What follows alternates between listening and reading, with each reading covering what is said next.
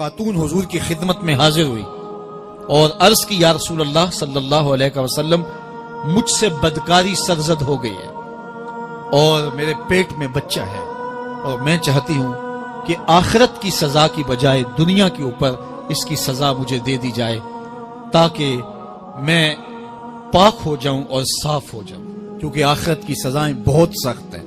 اللہ کے محبوب علیہ السلام نے جبریل امین سے ایک دن پوچھا تھا مجھے جہنم کے عذابوں کا ذکر سناؤ، تو عرض کی یا رسول اللہ صلی اللہ علیہ وسلم ہلکا ترین عذاب یہ ہے کہ جہنمی کے پاؤں میں آگ کے جوتے رکھے جائیں گے، باقی اس کے پورے بدن پہ آگ نہیں ہوگی، صرف آگ کے جوتے اس کو پہنائے جائیں گے، لیکن اس کی حدت، گرمی اور شدت اتنی ہوگی یغلی منہما دماغہ، اس کی شدت سے اس کا دماغ پگھل کر ناک اور کانوں کے ذریعے سے باہر آنا شروع ہو جائے گا۔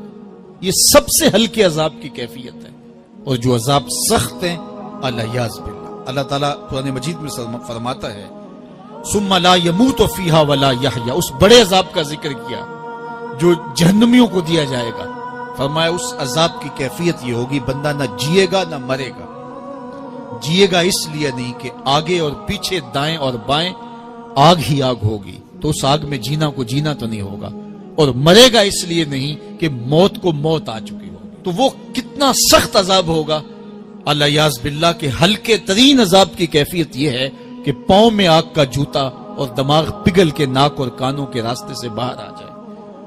تو اس نے عرض کی یا رسول اللہ صلی اللہ علیہ وسلم میرے اوپر حد جاری کر دیجئے، اور اس نے کہا کہ میرے پیٹ میں جو ہے وہ بچہ ہے۔ اللہ کے محبوب علیہ السلام نے فرمایا جاؤ جب بچہ پیدا ہو تو پھر آنا۔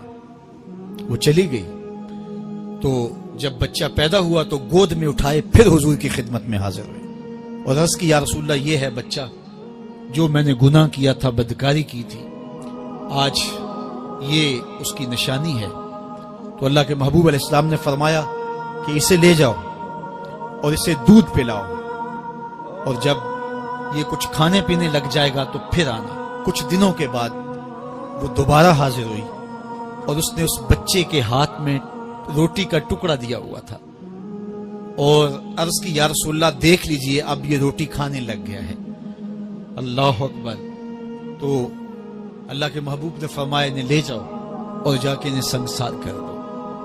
اس کی یہ حد بنتی تھی، اس کو سنگسار کیا اور اس نے خود یہ سزا اپنے لیے قبول کی۔ تو یہ بات ذہن نشین کیجئے کہ یہ وہ لوگ تھے کہ جن سے کبھی کوئی گناہ سرزد ہو جاتا تو وہ جلد توبہ کرتے، اور اس کی بڑی سے بڑی حد اور سزا بھی ہوتی تو وہ بھی کاٹنے کے لیے تیار ہو جاتے۔ میں اور آپ دیکھیں کہ ہماری زندگی میں اگر گناہ ہیں اور ہمیں سچی توبہ کی توفیق بھی نصیب نہیں ہے اور آئندہ نہ کرنے کا عزم مصمم ہو، پکا ارادہ ہو کہ یہ گناہ زندگی میں دوبارہ نہیں کروں گا، الگ بات ہے کہ پھر دوبارہ اس سے سرزد ہو جائے، لیکن جب وہ توبہ کر رہا ہو تو اس وقت اس کا پختہ عزم ہو اور اس کے دل کے کسی گوشے میں نہ ہو کہ چلو میں توبہ کر لیتا ہوں اور پھر ہو گیا تو پھر کر لوں گا، پکا عزم ہو کہ دوبارہ یہ گناہ نہیں کروں گا۔ اور اگر زبان سے توبہ توبہ کر رہا ہو اور دل میں ہو کہ ٹھیک ہے یہ تو صبح بھی مجھ سے عمل بد سرزد ہونا ہے،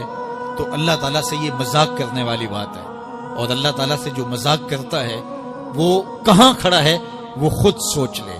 وہ کیا کسی نے کہا تھا کہ توبہ کی پھر توبہ کر کے توڑ دی، میری اس توبہ پہ توبہ توبہ توبہ کر اٹھی۔ تو ایسی توبہ نہیں ہے کہ جو رسماً کسی مجلس میں چلے گئے، کسی اجتماع میں چلے گئے تو سب لوگوں نے توبہ توبہ کی تو وہ بھی توبہ توبہ کرتا رہا، لیکن اس کا عزم مصمم پختہ ارادہ نہیں تھا گناہوں کو چھوڑنے کا، تو یہ توبہ نہیں، یہ مذاق ہے۔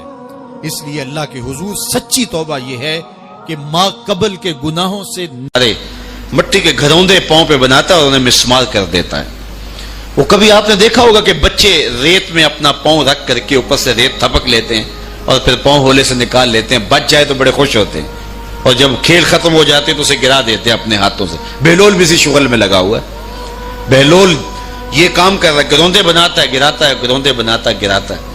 بادشاہ گزرا، پوچھا بہلول کیا کر رہے ہو؟ ہنس کے کہا جنت کے مکان بنا رہا ہوں۔ کہا بیچتے ہو؟ ہاں بیچتا ہوں. کتنے کا؟ 10 روپے کا. سیل لگائی ہوئی ہے.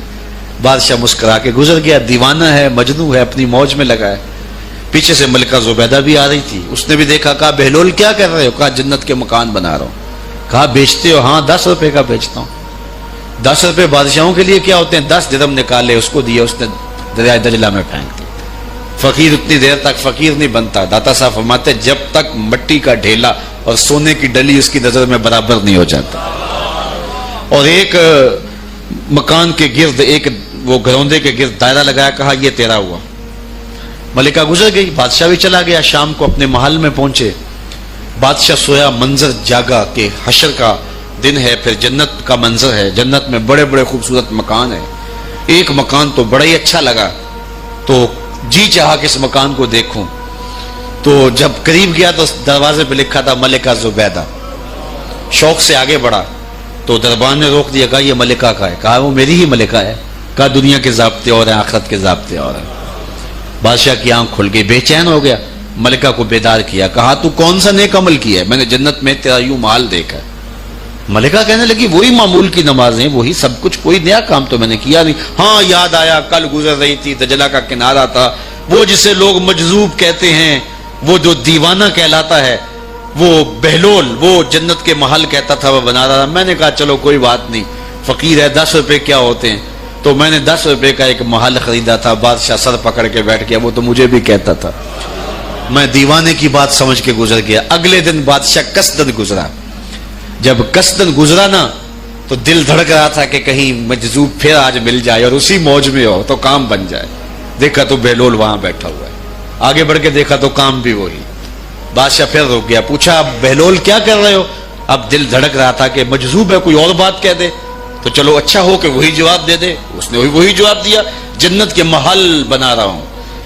بادشاہ کا کچھ دل ٹھہرا. پھر کہا اچھا بیچتے بھی ہو؟ ہاں ہاں بیچنے کے لیے بنا رہا ہوں.